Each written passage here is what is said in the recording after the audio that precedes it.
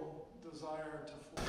The anti-secession law, as passed in 2005, was a horrible thing. But worryingly, for me at least, was the Article 8 provision, which laid out certain conditions under which you could use force. One of which was, well, if they just give up, hope for peaceful unification. That to me was always a ticking time bomb. It was always, we can decide when we've given up hope. But let's look at the context a little bit. That was a period when we were genuinely worried about Taiwan trying to change the status quo in the Taiwan Strait. Chen Shui-bian did have us scared. The moves towards referenda did have us scared. We opposed those moves. I would argue that that context has tremendously changed. The third term of DPP controlling the presidency, no move towards independence. It's basically died out. The China of Hu Jintao, the China of Jiang Zemin, had no real desire to force the issue of Taiwan at all. They were perfectly willing to kick the can down the road. That has changed.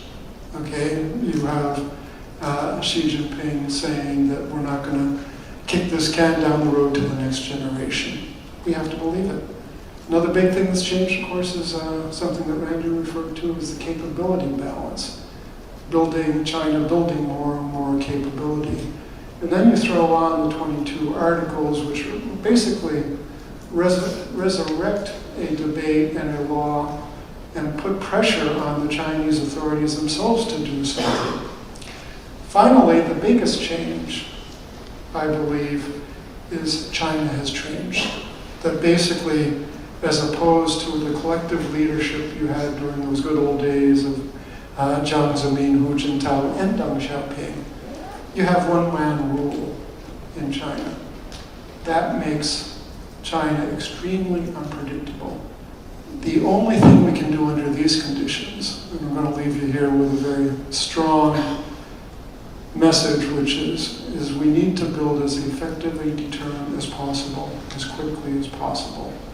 Xi Jinping is not irrational. Xi Jinping wants to leave Zhongnanhai on his own terms. Xi Jinping does not want a failed attempt to take over Taiwan to be the death knell for the Chinese Communist Party. So that gives us time. We do have that uncertainty in his own mind. We have to feed that uncertainty in the coming years every way we can. You've heard some of that here today.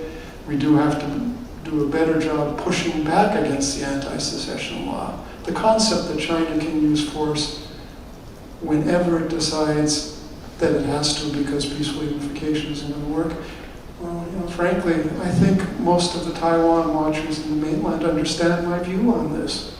There is no movement towards unification with China at all. They can hire a few people, they can use gangs to intimidate people, but basically, in a democratically ruled country where the legislature has to approve any moves towards negotiation with China, it's not going to happen. The anti-secession law was bad. It's gotten much worse because not just the 22 opinions, but also because of the change inside China.